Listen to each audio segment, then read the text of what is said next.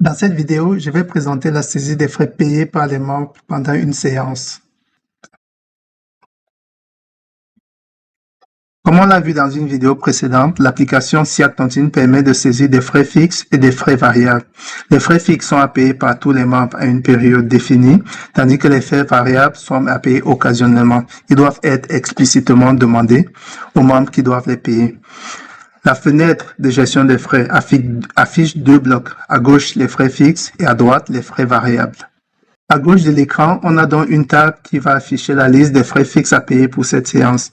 Dans cette liste, on a un résumé du nombre et des montants déjà payés. On a ensuite un bouton qui va afficher la liste des membres. Dans cette liste, on a pour chaque membre une case à cocher qui va permettre d'enregistrer ou de supprimer le paiement. On a en haut de la table un bouton qui va permettre d'enregistrer le paiement de ces frais par tous les membres en une opération. Et on a à côté un résumé du nombre et des montants payés.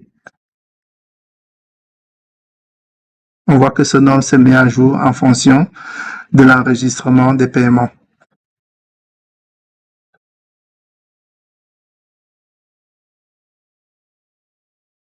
Le bloc à droite de l'écran affiche la liste des frais variables à payer pendant cette séance. Dans cette liste, on a pour chaque frais un résumé du nombre et des montants déjà payés. Dans le menu contextuel, il y a un bouton ajouter qui va permettre de demander le paiement de ce frais aux membres pour cette séance. Ce bouton affiche dans une fenêtre la liste des membres et comme ce frais est à montant variable, on va pour chaque membre qui doit le payer indiquer le montant.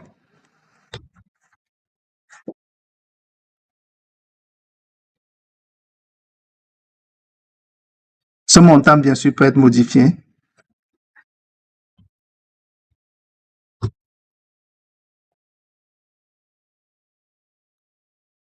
Et il peut être également supprimé. Pour cela, il suffit de saisir un texte vide ou un montant de 0.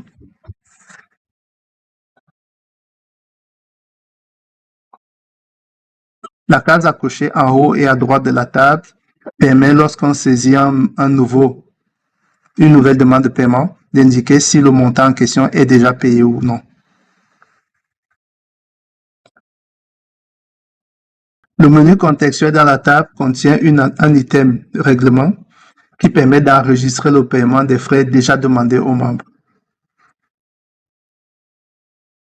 Ce bouton affiche dans une table la liste des frais qui ont déjà été demandés avec les montants correspondants et il y a une case à cocher qui permet d'enregistrer ou de supprimer le paiement d'un frais.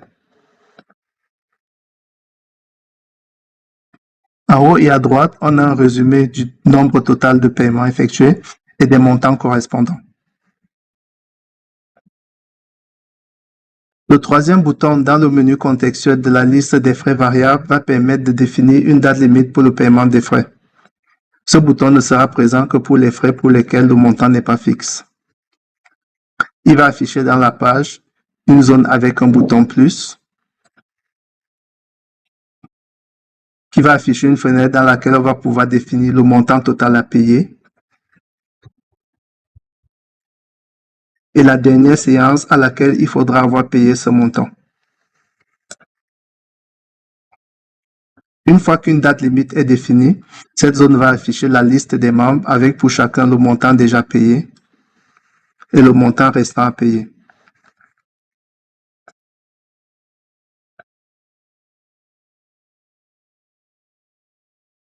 Ces informations vont être mises à jour au fil des séances et des paiements et vont donc permettre à chaque séance d'indiquer à chaque membre le montant qu'il a déjà payé et le montant qui lui reste à payer.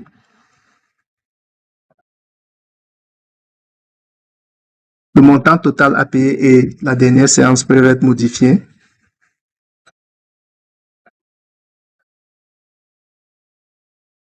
Et les informations de la table seront mises à jour en fonction des modifications. Enfin, si une date limite n'est plus nécessaire, elle pourra être supprimée.